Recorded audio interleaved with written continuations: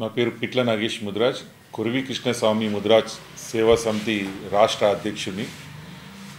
ఈ సేవా సమితికి అధ్యక్షుని కావడం చాలా గర్వకారణం అనిపిస్తున్నది. ఎందుకంటే కొరివి కృష్ణస్వామి ముదిరాజ్ అంటే ఈ యొక్క భారతదేశం కన్నా ముందు మన హైదరాబాద్ ఒక దేశం. ఈ దేశం అనేది మన కర్నూలు నుంచి ఔరంగాబాద్ దాకుండే.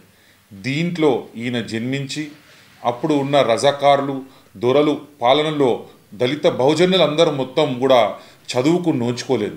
చదువుకు నోచుకొని కాకుండా ఈ దళిత మన అగ్రకుణాల వాళ్ళతోని హింసించడం జరగడం జరిగింది.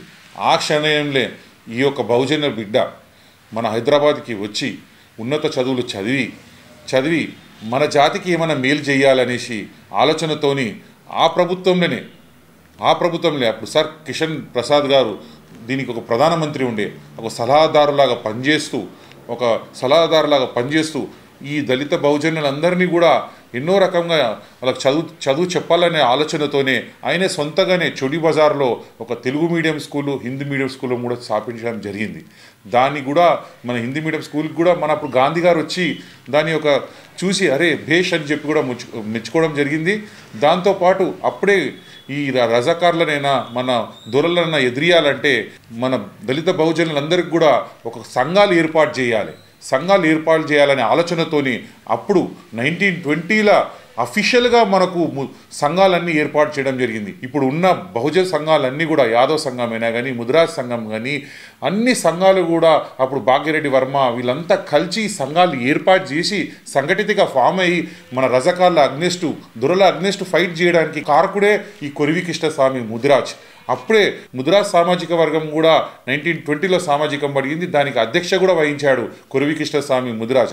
అయిన వల్లనే మనకు తర్వాత ఒక 24 సంవత్సరాలు చుడి బజార్కి కౌన్సిలర్ లాగా పనిచేస్తూ దాని తర్వాత ఉమ్మడి మనకు ఆంధ్రప్రదేశ్ వచ్చి మన హైదరాబాద్లో కలిసినాక ఉమ్మడి రాష్ట్రానికి తొలి మేయర్ కూడా కావడం జరిగింది.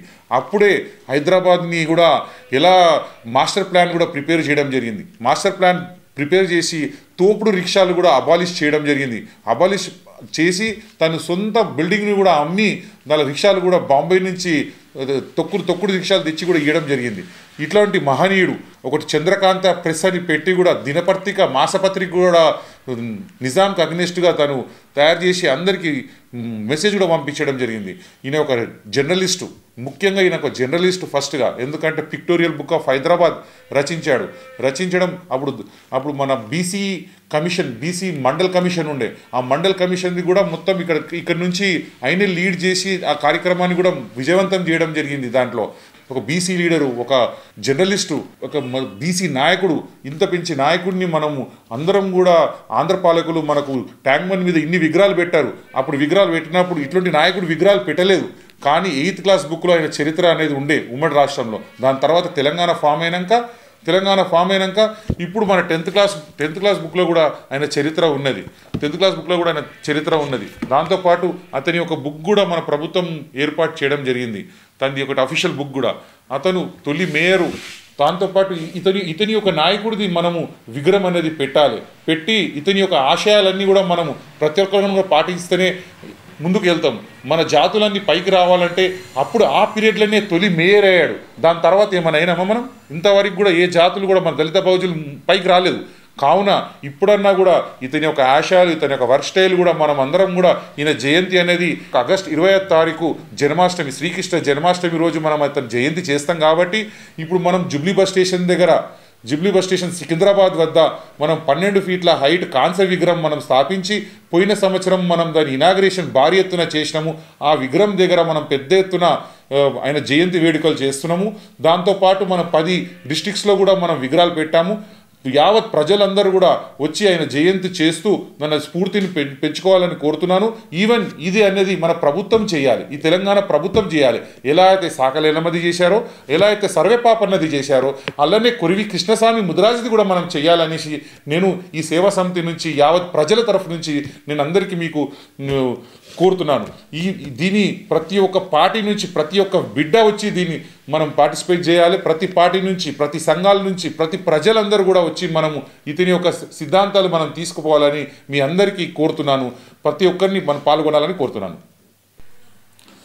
కురివి కృష్ణస్వామి సేవా సమితిని సభ్యులందరికీ వాటితో పాటు ప్రజలందరూ కూడా ఏం చెప్తున్నా అంటే ఇతని ఒకటి వీలైతే ఒక ర్యాలీల లాగా తీసుకొని వెళ్ళడము, మన ర్యాలీ లాగా వెళ్ళేసి ఏ వీధిలో ఆ వీధిలో తన యొక్క ఫోటో పెట్టి అక్కడనే మీరు దాని యొక్క సిద్ధాంతాలు మన 10th క్లాస్ బుక్లో ఉన్న ఆయన గురించి చెప్పుతూ మన యొక్క తెలుగు వాడి యొక్క మన తెలంగాణ ఒక బిడ్డ గురించి మొత్తం చెప్తూ తన యొక్క స్ఫూర్తిని కూడా మీరు అందరికీ తెలియజేయాలని చెప్పి నేను కోరుతున్నాను.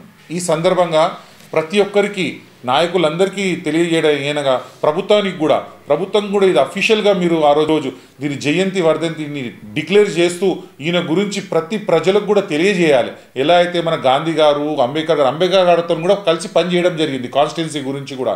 అలాంటి వ్యక్తిని మనము మర్చిపోతే ఎలా? ఇప్పుడు ఇంకోటి ఫ్రీడమ్ ఫైటర్ లిస్ట్లో కూడా ఉన్నది, మెయిన్గా ఫ్రీడమ్ ఫైటర్ బుక్స్ లిస్టులు కూడా ఈయన బుక్స్ ఉన్నాయి అన్నీ. అలాంటి వ్యక్తిని మనం మర్చిపోకూడదు.